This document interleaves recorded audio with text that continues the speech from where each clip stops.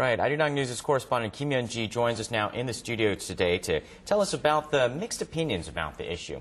Hello, Yeon-ji. Hello, Yeon-ji. Hello, Sean, and hello, Kang-young. Just yesterday, the only South Korean delegation given permission to visit North Korea departed for Pyongyang and paid their respects to the late North Korean leader in the North Korean capital. The group is set to return to the South later this afternoon, but let's first revisit the scenes of its departure and think about what significance it holds. Former First Lady Lee Hee-ho thinks it's only right that she pays a condolence visit to North Korea, as the late North Korean leader Kim Jong-il sent envoys to Seoul to pay respects when her husband, the late President Kim Dae-jung, passed away in August 2009. She says she hopes her trip today will help improve inter-Korean relations. Speaking through a spokesperson, former First Lady Lee Hee-ho addressed the media before departing with Hyundai Group chairwoman Hyun Jung-eun and 16 others. The condolence delegation left the South Korean border town of Paju early Monday to cross the border into North Korea.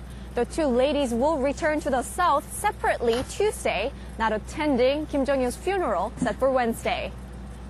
The two women were given permission to visit the reclusive state because of the special relationships their late husbands had with Kim Jong-il.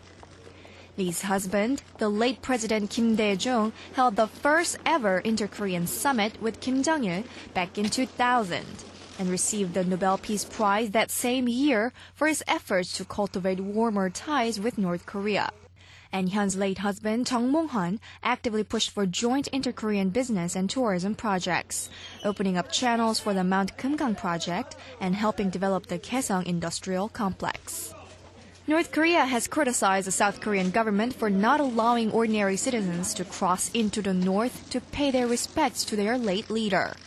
But South Korean experts say Lee Hee-ho and Hyun Jung-eun's condolence visit alone could possibly signal the beginning of a thaw in the frigid inter-Korean relations.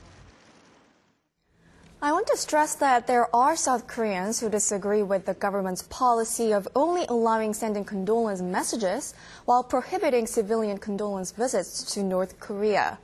In fact, a number of groups has sought permission from the Unification Ministry to let them go pay a visit to offer condolences to the late North Korean leader Kim Jong-il. But the South Korean government has not reacted positively to their calls for condolence visits. And some civilian groups in South Korea have openly expressed their discontent with the government's policy of banning condolence visits to the north. So when you talk to some of these groups, what did they say their main stance was in voicing their opposition? Well, I cannot speak for them all, but from talking to some of them, I got responses that paying respects to the deceased North Korean leader will be key to significantly thawing inter-Korean relations and to paving the way for reunification. And I spoke to one of them. The issue of paying condolences should be understood not as an emotional issue or in light of the past history of conflicts.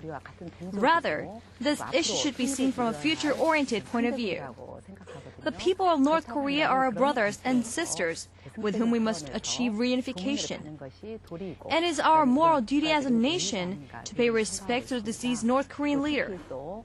And when the world is thrusting into a global economic crisis like it is today, I believe the most effective way to overcome this time of difficulty is through stronger South and North Korean economic cooperations. For that, it would be best to improve inter-Korean relations and take the path toward reconciliation and mutual growth.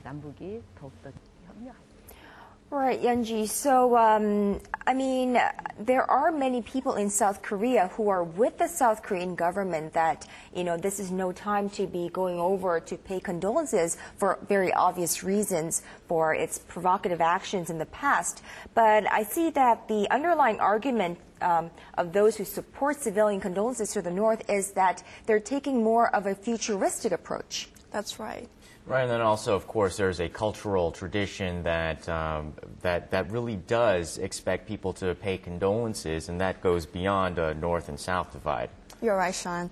The late Kim Jong-il sent delegations when the late former South Korean President Kim Dae-jung and the late Hyundai Group Chairman Chung Mong-han passed away.